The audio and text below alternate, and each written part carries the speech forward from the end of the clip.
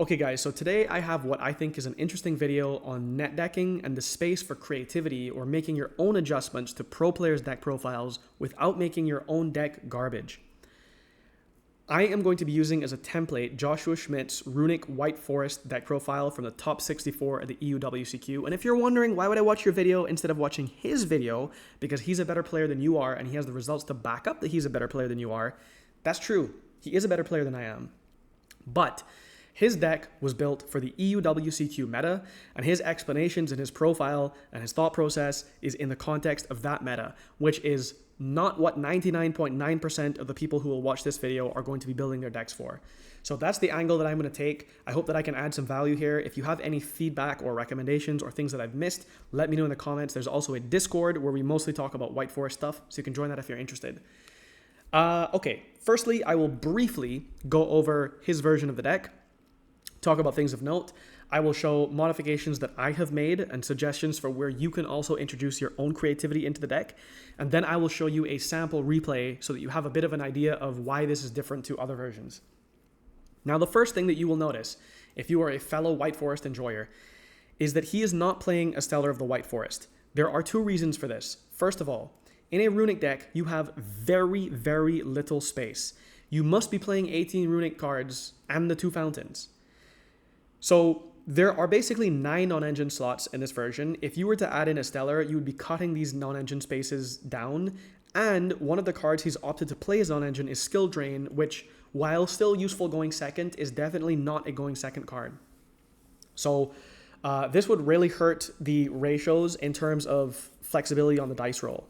The other thing is, this is a very, very different beast in a toy version or just in general other versions of the deck.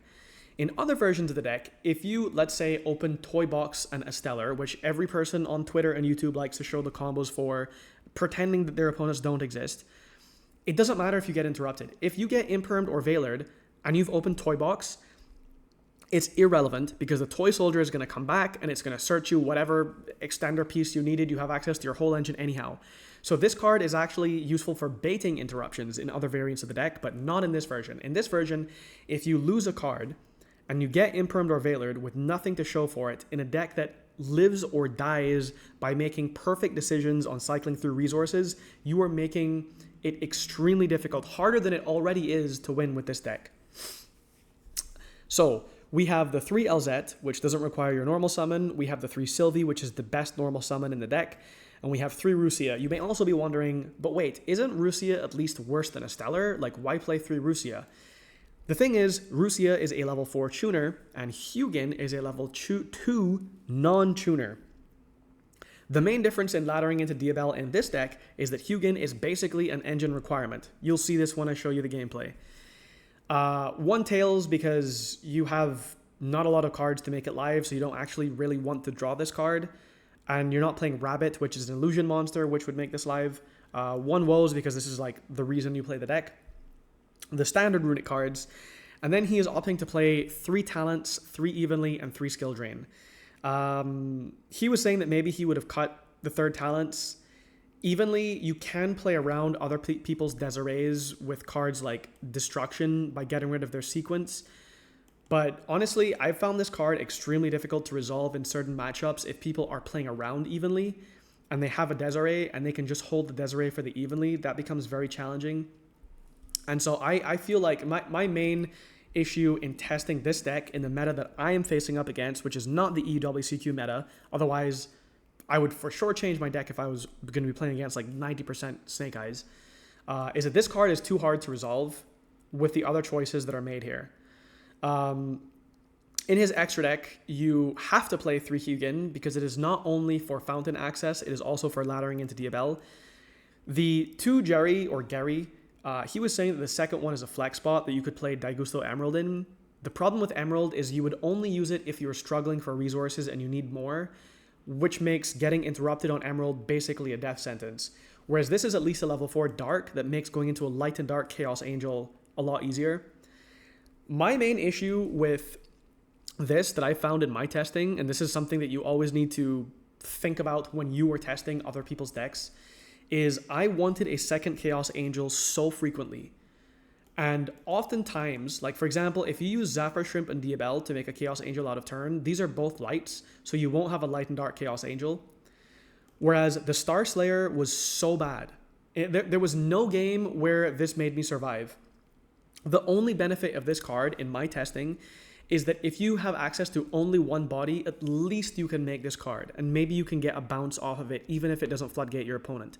But the thing is, like, if your opponent is playing, let's say Snake Eye, or any deck that can make Little Knight and Fiendsmith cards, which is every deck that exists, this card doesn't do anything because the Fiendsmith cards are all below 3,000. So they can pop it with Engraver, they can negate it with Desiree, they can banish it with SP. This card was so bad for me in my testing that I so badly wanted to replace this with another Chaos Angel. Then he has the 3 Phantasme, which is great in this meta, Perulia, which is great in this meta, Ash, which I thought was weird because it's really only that great against Tenpai and it's the only non-engine hand trap you'd be playing, the 1 Veiler to search off of Arciela that he's not maining, the 3 Dogwood for Time, the Scarlight for Time, and the Rivalry, which you can turn off with the White Forest cards. Okay, let us go and look at my take on this now. So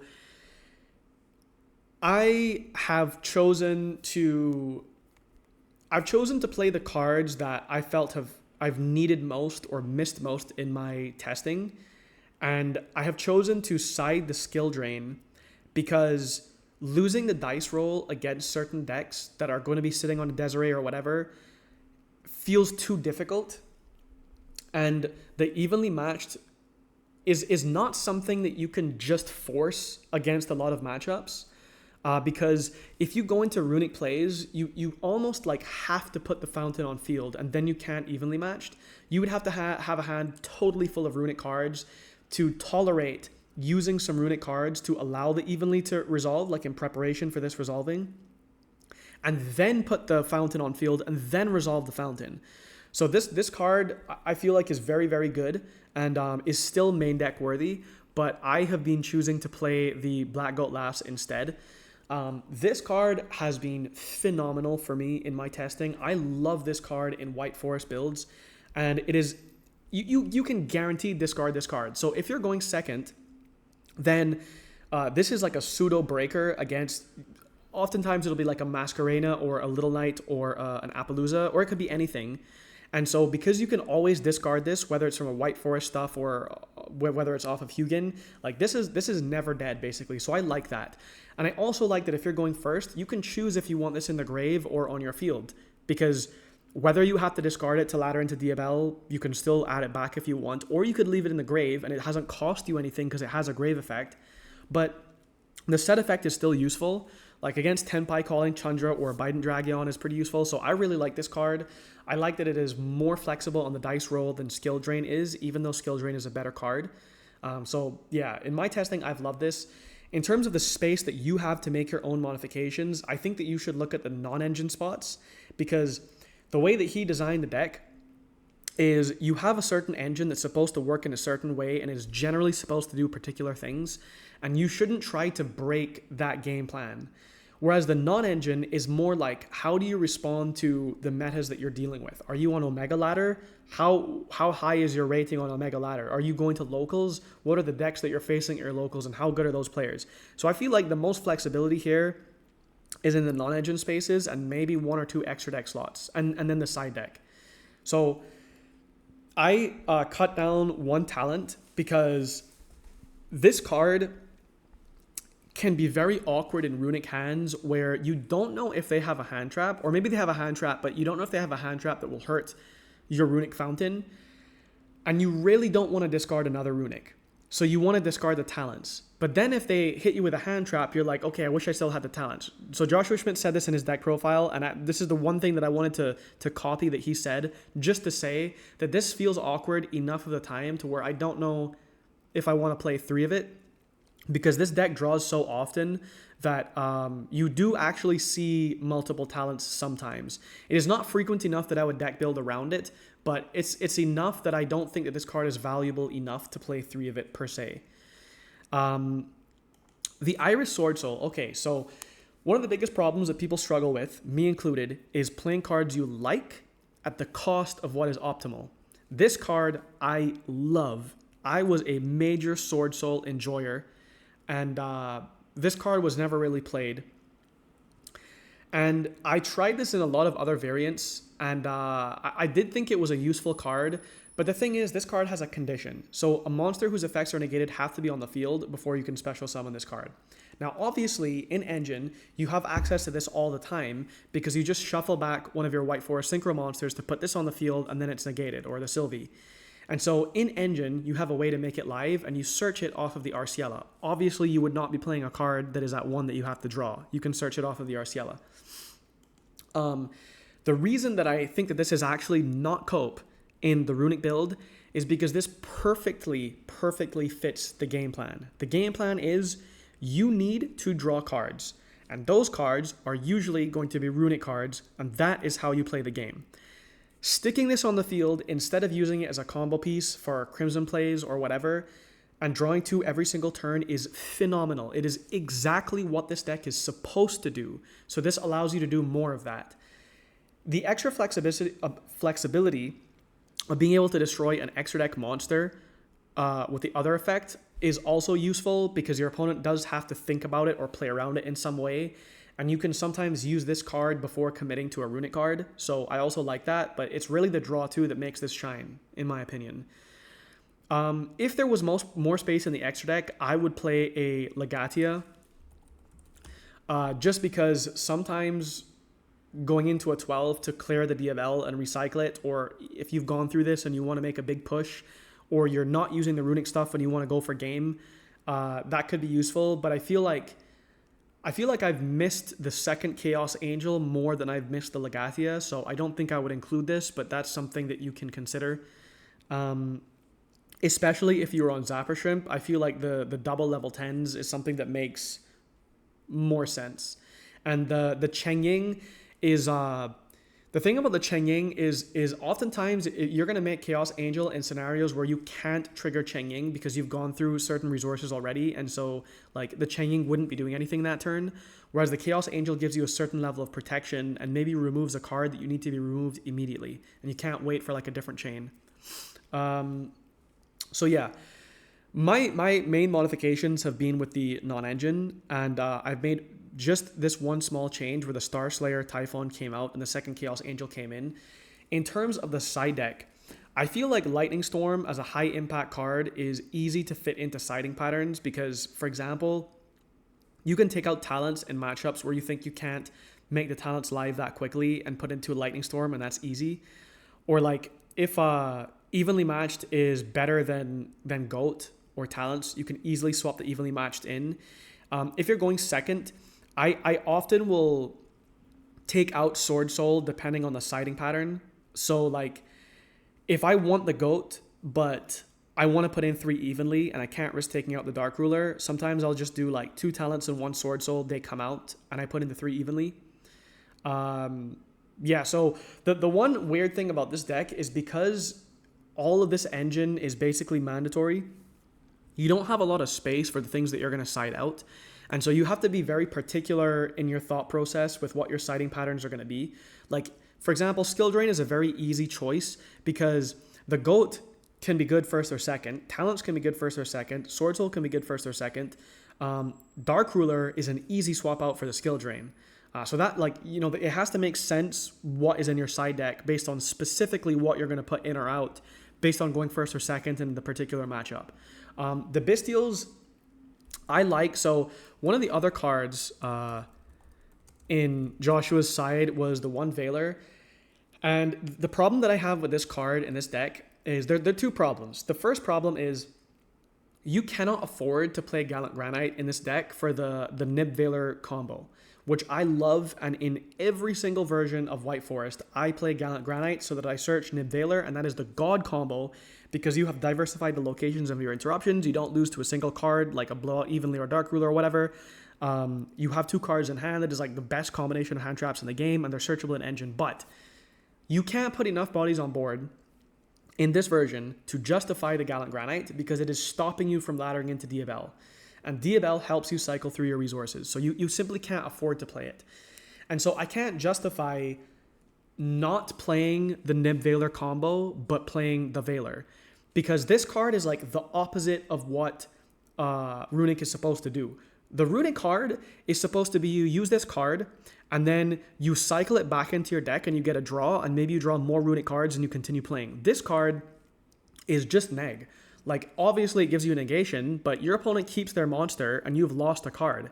So this, I feel like this makes it harder to play a resource game, which is what your deck is about. And so I rather a card like Iris Sword Soul. They're search targets off of the same card, so I would never play both. I would only play one, because you always build your deck to do the same thing every time. You don't build your deck to have a million different options, but lower the consistency of reaching those options. So I feel like this card more naturally gels with the game plan of the deck, which is you want to draw. And you want those draws to be Runick cards that stop your opponent from playing until you choke them out of the game. So yeah, I feel like Iris is solid here. The Bestials, in the same vein, are cards that are hand traps, but they don't lose your resources.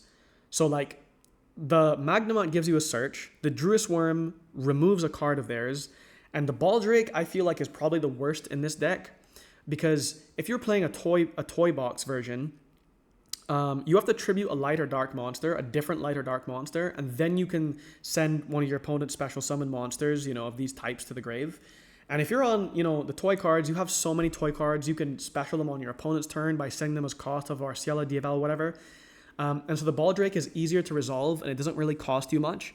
But in this deck, I feel like you actually care about the monsters you have on your field, and you don't want to lose them. And so I feel like maybe a third Druis Worm would actually be better, because the chances of you drawing two are pretty low. So you would only really want the Baldrake if you had drawn like a Magnamut and the Druis Worm and you wanted to search like a different third one or something. So I don't know. I feel like this may be better in this particular deck. But in certain matchups, like if you were going to be playing against Branded, I guess like getting hit by Puppet Lock isn't as bad as on other decks, but it is horrible. And yeah, there are just certain decks that like the Bestials hit, but your other breakers don't hit. And so I feel like this is an okay choice. The Phantasme drawing is always good, so that's always good. The Evenly is high impact enough that you play it. Same with the Lightning Storm. And the Skill Drain is the easiest option for going first. Okay, so let me quickly... how do I get up to 17 minutes already? Okay, I'm not re-recording this. I'm going to just show you a replay. I don't have like very interesting replays, to be honest, so I'm just going to show you one that shows how the deck plays out. So we draw basically Runick cards and Skill Drain. I search for the Fountain. I bring out Hugin. Now, normally, I actually think this might have been a misclick. Normally, I put the Hugin as Chainlink 2, even if I already have Fountain, because if you get Ashed on Fountain, you may lose the game. If you don't have another Runick card in hand, and you get Ashed on Fountain, and you have like nothing left, and you were just going to sit on a Skill Drain, you basically lost the game. If you do have another Runick card in hand, you have another chance on your opponent's turn to draw 3, but that's still bad. You need to draw 3 now. So normally I put the Hugin as the Chainlink 2 just in case they have Ash, so they cannot Ash the Fountain. I'm not sure why it's like this. Actually, if you guys are more familiar with this deck, let me know the scenarios where you would put Runick Fountain as Chainlink 2. Anyhow, so we get the draw, and we draw into the White Forest engine. This is very normal. This is not like, oh, so lucky, like you draw a lot in this deck, and you search a lot. So the standard part of this deck, okay, and this is the reason why Hugin is basically like an engine requirement, is you get your Sylvie or your Rusia on the field, and you have your Hugin, and this is the missing card for going into Diabel. If you were playing a Stellar, the Esteller brings itself back after the Arciela sends something, and so you ladder into Diabel in a totally self-contained way. In this deck, you've used the LZ, or you've used the Hugin, and you need the other level 2. So this is the other level 2 because the Arciela is a tuner. So the Arciela searches the Iris Sword Soul, because that's my standard game plan. I reset the woes, I bring out Diabel, and I get access to whatever I wanted from my grave. And so here is the thing, okay? And here is where I like Iris Sword Soul. Like the reasoning behind the Nib Valor combo of keeping stuff in your hand so your opponent can't interact with it, and you have guaranteed that you have ways to stop your opponent from winning the game, this card can always be made live by the Sylvie that you are holding in your grave, Okay, so the Arciela that you have used to ladder into the Diabel, this is fodder for the Sylvie to come out, which makes the Irish Sword Soul live. This is how I try to set up every single hand that I play with this deck. So now we have Fountain and Diabel on field, we have Woes if we got to it, and we have Runick cards in hand with the Irish Sword Soul basically live. Turns out this guy's playing a mirror. So he searches the Rusia, he normals the Esteller, and there's no reason for me to do anything until he has put a tuner on board, so I'm just waiting for him to do that. So when he activates the Rusia in hand, I don't want this to resolve because he doesn't need to use this draw. He could make I don't know, some monster and start getting his tuner synchros in rotation. So I rather chain the Diabel to the summon so that this comes out, and then on a new chain after this is summoned, then I will be able to book them. And so now he has 3 cards, one of them being a tuner that will be booked. So they get booked, I get the LZ back to my hand, he talents, and he draws 2, which means that his hand is probably bad. So my hand is big enough that if you were to look into my hand, it wouldn't affect me because I have 2 Runick cards, so it's not like he can take the only Runick card and turn off my Fountain. And if he takes the Iris, it's like, okay, I have the Runick cards. If he takes one LZ, I have another LZ. So like, I don't care if he looks at my hand, but he draws 2, so I'm like, all right, this guy's hand is trash. He has no extenders. So now he sets a card, so I'm like, okay, I'm waiting till end phase. I'm going to tip for Smiting Storm because his hand is so bad that I can do whatever I want. And so I also don't know what version of White Forest he's on, so I wanted to Smiting Storm to see, and so I check, and I'm like, okay, he's on. This doesn't really tell me much. I don't know what is going on here or why he's playing this. This card is trash, unless there's some secret goo. If there's secret goo with this, let me know in the comments. So he still could be on anything, because the toy cards are in like every deck. And then I go for the 3. Here, by the way, super classic scenario, potential Light and Dark Chaos Angel. So a Chaos Angel, you'll notice that there's no reason to commit the Irish Sword Soul before you need to. Now he is on Irish Sword Soul, which makes me think he might be in the Discord. If you're in the Discord, let me know. So he activates Irish Sword Soul, it doesn't matter. He droplets, it still doesn't matter because I have so many cards in my hand. I also have the Freezing Curses, so this card doesn't matter. So now I go into Tri-Edge and I go to draw. He chains the Irish Sword Soul because he may not get another chance. I have Freezing Curses. At this point, like, there's no way that he can win. I'm just still cycling through resources. I bring out the Chang Ying. I keep turning off animations for Omega. I don't know why they keep coming back on. So Chang Ying comes out, so it's like extra game. The SB comes out, which is another part of your of the resource war. And I'm just waiting for the opponent to scoop at this point. I skip my battle phase. And he activates Dark Ruler. Again, it doesn't matter. I'm still holding the Irish Sword Soul, even if he had, like, unevenly here that resolved. And I keep the Fountain. I have the Runick cards in hand. And I have the Irish Sword Soul, which is... actually, in this case, it is not live because I don't have the thing engraved.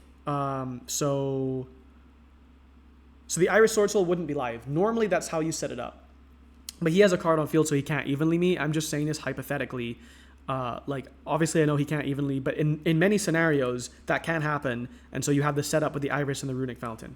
Okay, so I'm still just waiting for him to scoop because he can't possibly win. I bring out Irish Sword Soul, and he flips the Rusia, and I don't know if he's waiting for me to do something or what. He brings out this card, then he finally scoops. So, okay, that is my overview.